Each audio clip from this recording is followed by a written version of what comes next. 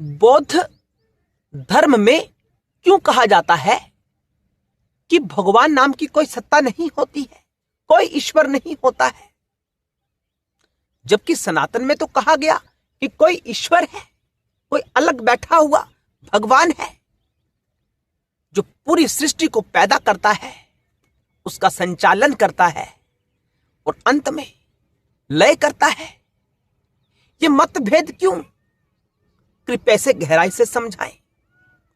कुछ दर्शकों का यह भी कहना है कि जो अद्वैत वेदांत को मानने वाले हैं वह छुपे हुए बौद्ध है, यानी बौद्ध के मत का अनुसरण करते हैं।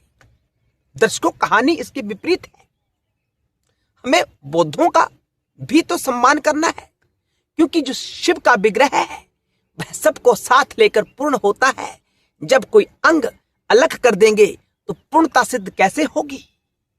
कोई वैष्णव कहता है कि जो गलत काम करने वाला है हम उससे बात नहीं करते, हम उसके घर में आना जाना भी बंद कर देते हैं, हम अपने बालक की शादी उस घर में नहीं करते, अपनी बालिका की शादी उस घर में नहीं करते, जो वैष्णव सिद्धांत को नहीं मानता। दर्शकों, उनके लिए एक गहरा प्रश्न कि अगर आप उन्हें नहीं मानते, मुझे बताओ कि जो वैष्णव मत का अनुसरण नहीं करते हैं वो कहां से आते हैं? उन्हें पैदा करने वाला, उन्हें जीवन देने वाला और उनका लय करने वाला कौन सा तत्व है? मेरे दृष्टि में, हो सकता है आपकी दृष्टि में भी वही तत्व पूर्ण होता है तो सबको साथ लेकर चलता है। आपका शरीर तभी पूर्ण माना जाएगा जब सब अंग सकुशल होंगे। हमारी एक टांग कट जाए तो हमारा शरीर पूर्ण नहीं हो सकता है। तो शिव की सत्ता में से किसी भाग को निकाल दिया, किसी मत को बाहर निकाल दिया तो शैव दर्शन कैसे पूर्ण होगा? इसलिए शैव कहते हैं कि सब अपने हैं, सब हमारे शिव के ही अंश हैं। इसीलिए यह सिद्धांत ही परिपूर्ण है। अन्य सिद्धांत इस सिद्धांत के अंतर्गत हो सकते हैं कि हमारा मार्ग अलग है, लेकिन शैव सिद्धांत पूर्ण सिद्धांत है, सबको पालन करना चाहिए। दर्शकों, बौद्ध ने यह कभी नहीं कहा कि कोई सत्ता है जो हमें चला रही है। हमारे ज्ञान के आधार पर उन्होंने यह भी नहीं कहा कि वो नहीं होते, परमात्मा नहीं होता है। परमात्मा होता है यह भी नहीं कहा, परमात्मा नहीं होता है यह भी नहीं कहा।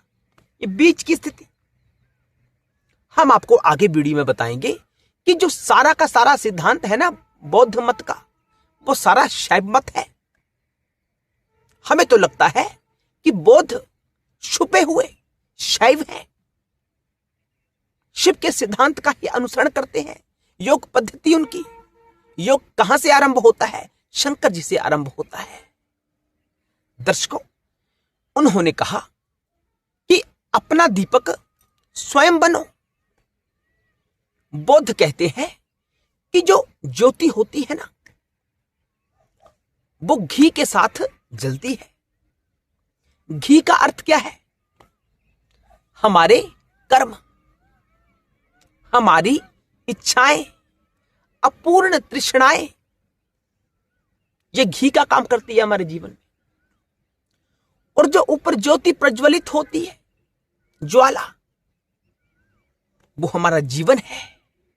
यानी तृष्णाओं, इच्छाओं के कारण हमारे जीवन की ज्योति प्रकट होती है, ऐसा बौद्ध कहते हैं। मैं आपसे पूछता हूं, क्या सनातन व्यवस्था ऐसी नहीं कहती? लेकिन दिक्कत वाली बात यह है कि आज का सनातनी भागवत इत्यादि पुराणों तक सीमित रह गया है।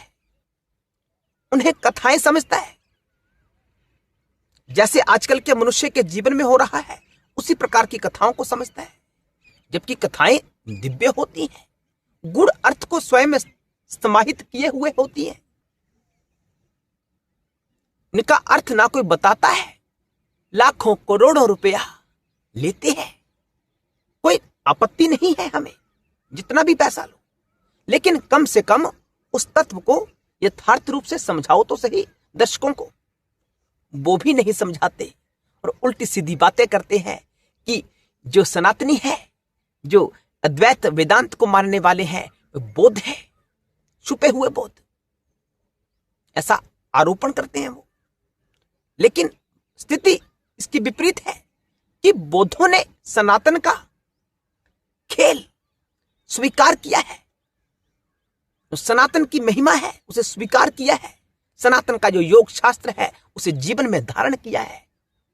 वास्तविक स्थिति तो यह है दर्शकों, कैसे कैसे ये बात बनती है। बौद्ध मत कहता है कि जब तक हम संसार में है ना, यानी हमारा जीवन है, इसका कारण पहले ढूंढे। पहले तो उन्होंने बात कही कि जीवन है तो दुख है, दुखों से नहीं छूट सकते जब तक जीवन शेष है। फिर उन्होंने कहा कि दुखों का कारण ढूंढे तो वो पाते हैं कि तृष्णाएं, हमारी चाहना, हमारी इच्छा, हमारी डिजायर्स ही दुखों का कारण है। फिर उन्होंने कहा कि मार्ग कैसे ढूंढा जाए, इच्छाओं के ऊपर विजय कैसे प्राप्त की जाए। फिर जो योग का वो सहारा लेते हैं, उस योग के आधार पर वह स्वयं को शून्य करते हैं, अपने अस्तित्व को नहीं है ऐसा अनुभव करते हैं और निर्वाण की स्थिति को प्राप्त हो जाते हैं। दर्शकों, क्या शैव दर्शन इससे अलग कहता है? नहीं, यही बात कहता है। शैव दर्शन अत्यंत पुरातन है, कोई मत संप्रदाय का अस्तित्व नहीं था जब से शैव सिद्धांत अस्तित्व में है, जब से सृष्टि चल रही है। शैव मत तब से है, सब प्रकार का ज्ञान शंकर जी ने ही दिया। तो प्रश्न उठता है कि शैवों को बौद्धों ने फॉलो किया या बौद्धों को शैवों ने फॉलो किया? दर्शकों, हमें लगता है बुद्धि का प्रयोग किया जाए तो बौद्धों ने शैव मत का पालन किया। यही सिद्धांत कि संसार में दुख है, दुखों का कारण तृष्णाएं हैं, उन्हें कैसे योग के माध्यम से उस परम तत्व की जागृति करने से दुख नाश हो सकते हैं, नष्ट हो सकते हैं और समाधि की स्थिति यानी मोक्ष की स्थिति को प्राप्त किया जा सकता है। यहां निर्वाण की स्थिति है। शैव दर्शन कहता है शिवोहम, हम सब शिव ही हैं, शिव से उत्पन्न होते हैं, पिता पुत्र के रूप में स्वयं को अभिव्यक्त करता है। यह सिद्धांत सर्वमान्य है, अलग नहीं है। शिवोहम, ये सारा जगत ब्रह्म का ही स्वरूप है, सर्वम खलविदम ब्रह्म। यही तो सिद्धांत सनातन में कहा जा रहा है। बुद्ध बात करते हैं कि अपने अहंकार को खत्म कर लो, नष्ट कर दो, कि मेरा अस्तित्व है ही नहीं, ये माया है जो दिखती है, वास्तव में है नहीं। और शैव मत कहता है कि धीरे धीरे अपनी चेतना का विकास करते करते सार्वभौमिक चेतना के साथ एकीकार हो जाओ, यानी बूंद को समुद्र में मिला दो, समुद्र का स्वरूप ले लो तो शिव ही हो गए ना, ये शैव मत कहता है। तो बौद्ध और शैव एक ही है, दो नहीं है। उन्होंने शैव मत का पालन किया।